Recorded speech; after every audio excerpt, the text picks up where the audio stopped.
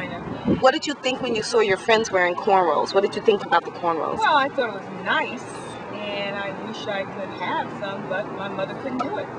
She had an accident when she was a teenager, and she went to the doctor. They treated it, but she didn't have the money to go back for them to remove the stitches. So the skin grew over the stitches. And every time she would try to grab my hair to braid it, she had a problem. So she could only put it in 3 braids. When you see people with cornrows, do you see it as something, a political statement or something cultural? I think it's more cultural than anything else.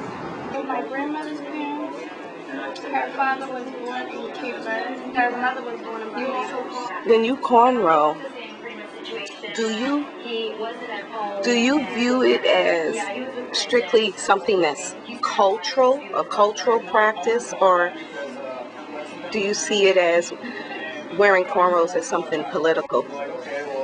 Probably a cultural thing. Did you see people wearing cornrows when you grew up? Yeah.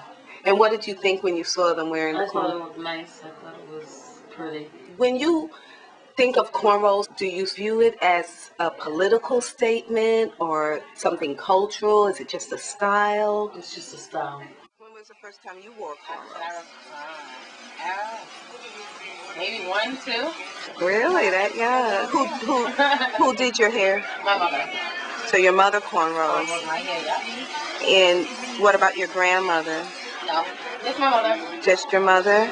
And so she's the person that taught you?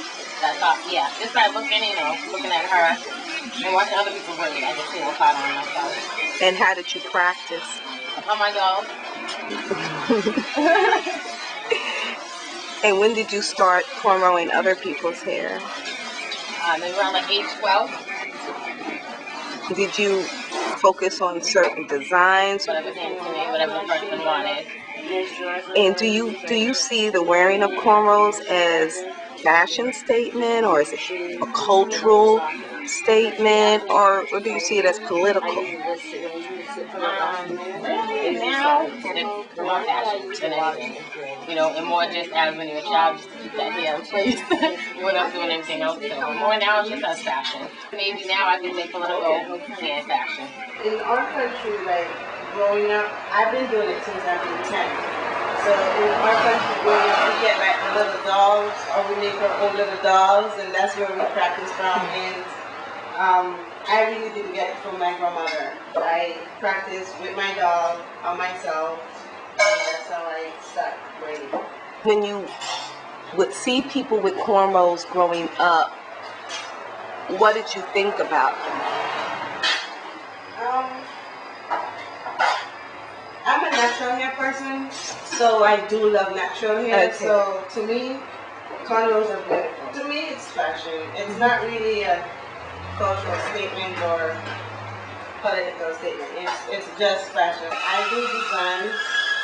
I do straight backs, zigzags, all the different designs that you ask. If you require one, I give one to you. Otherwise, from that, I create from my head for myself.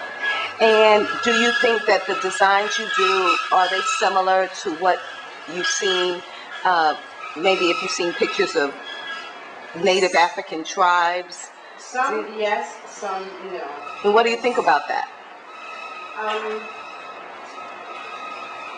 When I do a design and like a customer would come back to me and says, well, I got your card from such and such a person and I see this particular style of the person here, could you get it? I would say to them, like, I could give you something similar. I can't give you the exact thing because I create that one from my head, so I couldn't give you the exact thing that I did. So it's just organic? Yeah. Or unless the person comes back and I look back from that person to do it. But I do my own natural styles and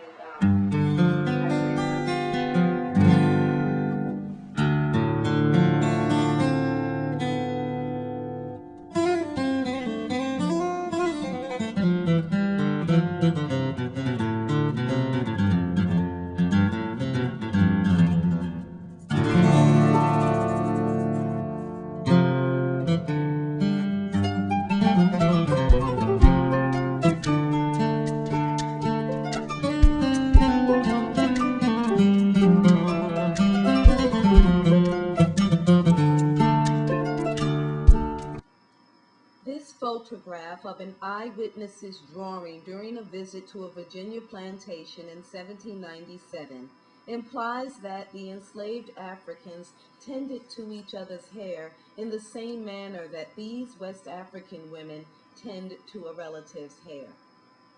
Historian John Thornton wrote that when Europeans first came into contact with Western Africa in the late 15th century, they commented on the various combinations of braids, plaits, and shaved areas worn by the people they met.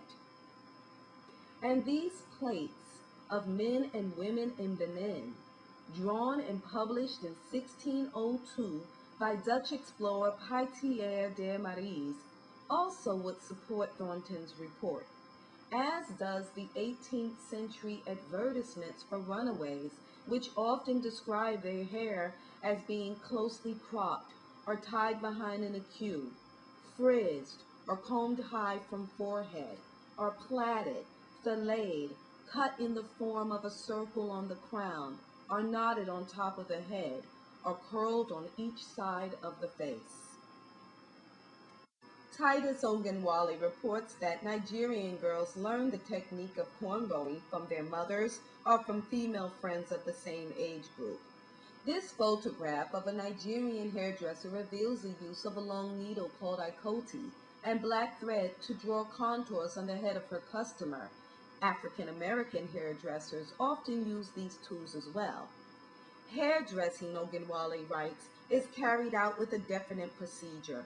A woman ready for braiding first disentangles the previously plaited hair. Then, before combing through the hair, she will wash it thoroughly. Afterwards, the customer will dictate the style they desire.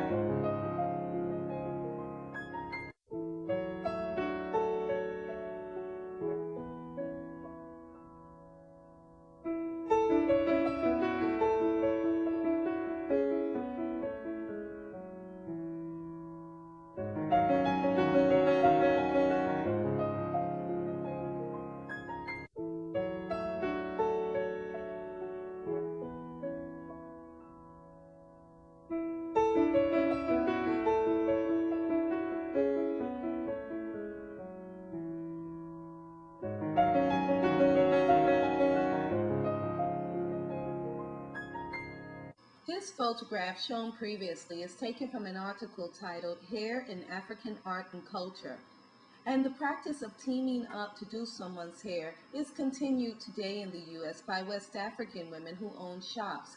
However, the women in this film do not practice this. Next, according to Ogunwale, the customer settles down with her head facing either in a downward or upward position or between the thighs of the hairdresser. As you can see in this clip, Sonia sits with her head in a downward direction as Brittany cornrows her hair. Sonia may move her head upward depending on the direction of the braiding, or Brittany will move her body around Sonia's body as she braids. You will also see that Brittany weaves in additional hair, which adds length and contour to the braids.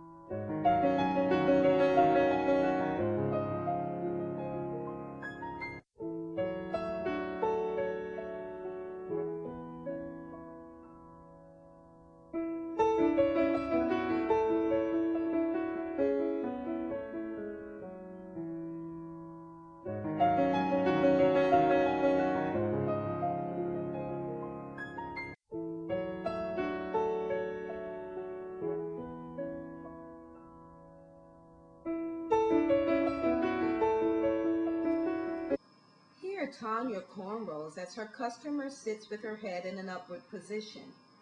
Tanya, like Brittany, weaves in additional hair.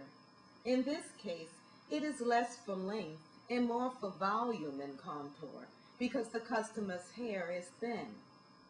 Tanya includes in her technique the use of manicure glue to hold the weaved hair in place. This would be considered a substitute for thread. The client also assists by pulling apart the additional hair into strands and handing each piece to Tanya as she needs it.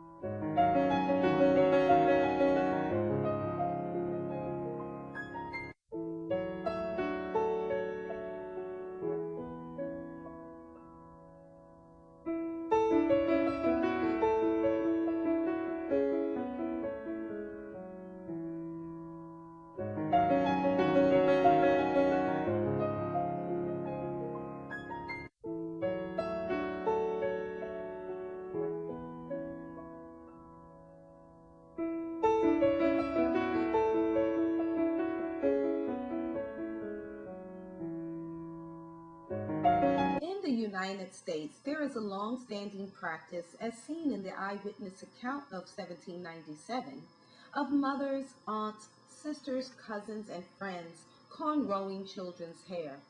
In this clip, Princess Makini Tama sits between her mother's thighs as she tends to the weekly task of having her hair cornrowed. As you will see, her mother does not use additional hair to weave in, nor does she use glue or scissors. Saber and Harriman, authors of Hair in African Art and Culture, report that in West Africa, hair is always styled by trusted friends or relatives, as it is considered an extension of a person. For if the hair falls into an enemy's hands, it may be incorporated into a harmful charm.